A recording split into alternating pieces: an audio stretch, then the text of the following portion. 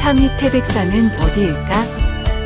제가 사실 역사 공부를 하게 된 것이 신시시대에 대해서 궁금해서 밝혀보려고 했던 것입니다. 원래 군자국이라든가 단군이라든가 고조선이라든가 이런 거에 대해서는 크게 관심이 있지 않았었어요. 그런데 역사를 공부하다 보니까 신석기 시대에 대한 자료는 거의 없잖아요. 그리고 군자국 시대에 대해서 자료가 많이 있더라고요. 그러다 보니까 그 고조선의 허고라든지 군자국의 비밀이란 주제로 역사를 다루게 됐고요.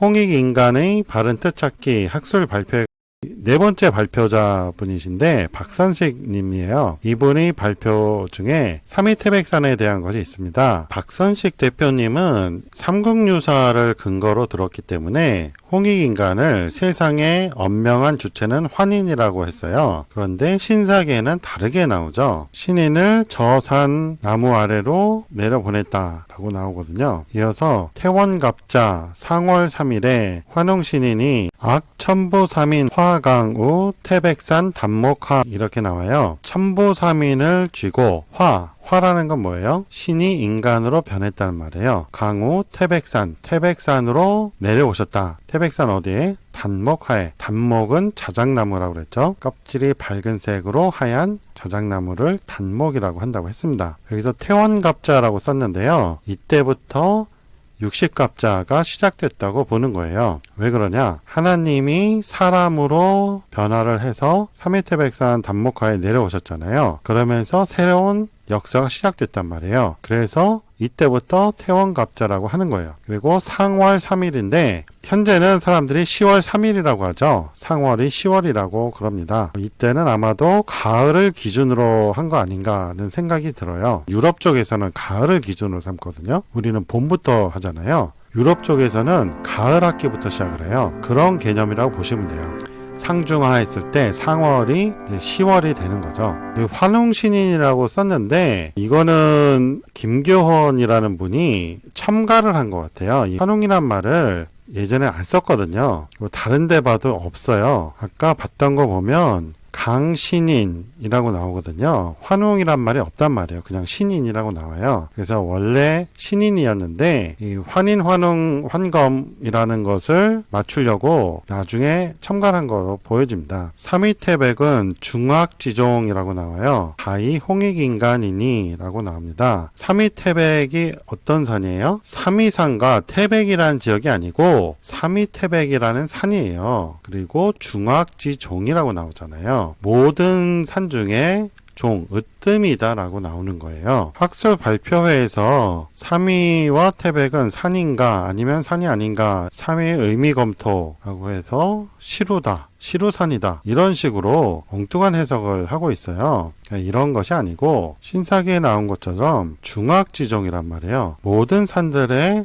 으뜸이에요. 가장 높은 산이었다는 얘기죠. 지금은 에베레스트 산이 가장 높지만 이거는 지각 변동 이후에 높아진 것이고 에베레스트 산도 원래는 바다였다고 하잖아요. 8,000m가 솟은 거예요. 삼위태백산은 원래 10,000m가 넘었다고 그래요. 10,000m 가까이 침하한 거예요. 가라앉았단 말이에요. 그래서 현재는 가장 높은 산이 아니지만 먼 옛날에 하나님이 사람으로 변해서 삼위태백산에 오셨을 때는 가장 높은 산이었단 말이에요. 하얼빈시에서 가깝다고 하는데 중국과 소련의 국경 지역 쪽에 있다고 하더라고요. 장백산이라고 있잖아요. 백두산을 중국에서 장백산이라고 하는데 그 장백산 말고 이쪽에도 장백산이 있다고 그래요. 이 중에 하나라고 보시면 됩니다. 정확한 위치는 저도 잘 모릅니다. 삼위태백산이 하늘의 자미원이라고 있는데요. 그쪽하고 기운이 통하는 곳이래요. 그래서 그 삼위태백산으로 오신 거라고 합니다. 참고로 신사기에는 그냥 태백산이라고 표현되기도 했고요. 삼위태백이라고도 언급됩니다. 삼국유사에 삼위태백이 나오네요. 그리고 태백산이라고 둘 다 서술되어 있습니다. 그리고 가히 홍익인간이라고 했는데 이거를 환인이 말했다고 나오는 거죠. 제왕옹기에도 삼위태백이 나오고 태백산이 나와요. 한자는 신사기에 있는 거와 좀 다르긴 한데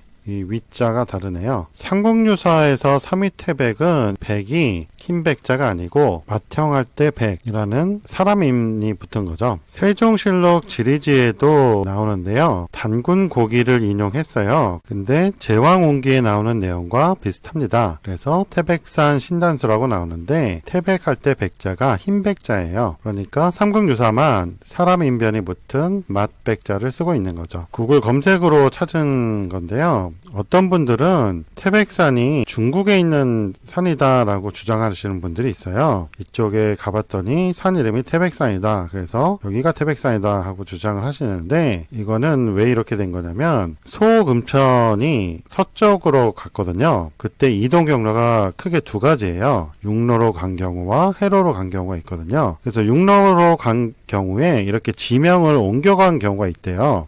그래서 태백산이 여기도 나오는 것이지 삼위태백산이 원래 여기는 아닙니다. 삼위산하고 태백산을 별도로 말하는 분들이 많은데 삼위라는 거는요. 큰 봉우리가 3개라는 말이에요. 그리고 태백이니까 뭐예요? 위 꼭대기에 눈이 쌓여서 하얀 거죠. 그런 산을 찾아야 돼요. 근데 지금은 가라앉아서 없다고 그랬죠. 그러니까 백두산도 그런 산은 아니잖아요. 그래서 백두산도 태백산은 아니란 말이에요. 이집트 피라미드를 보면 3개가 하나의 짝을 이루고 있어요. 이게 삼위태백산을 형상화한 거기 때문에 이렇습니다. 봉우리가 3개로 보이게 만든 거죠. 어떤 분이 댓글로 왜 군자국이 한반도에 있었다고 하면서 한반도에는 이런 거대 피라미드가 없느냐라고 물어보시던데 이게 산을 형성한 거잖아요. 군자국에서는 자연산에다가 제천단을 만들고 제천을 했어요. 그곳이 만이산이에요. 구글 어스로 본 만이산인데요. 만이산도 옛날에 지각변동이 있기 전에는 높은 산이었을 거라고 봅니다. 지금 황해가 원래 육지였거든요. 그게 몇백 미터 가라앉았잖아요. 그래서 이것도 원래는 높은 산이었고 구글 어스에서는 표현이 잘 안 되는데 직접 가서 보면 주봉이 3개예요. 꼭대기가 있고 그 다음에 여기 또 있고 이쪽에 하나 있는데 여기가 높은 건지 여기가 높은 건지 잘 구분이 안 되네요. 직접 가보면 3개가 딱 보여요. 그래서 여기를 삼위태백산을 대신해서 여기서 제천을 한 겁니다. 상당히 오래된 유적지이고요. 중국에서는 어디서 제천을 했을까요? 태산에서 했어요.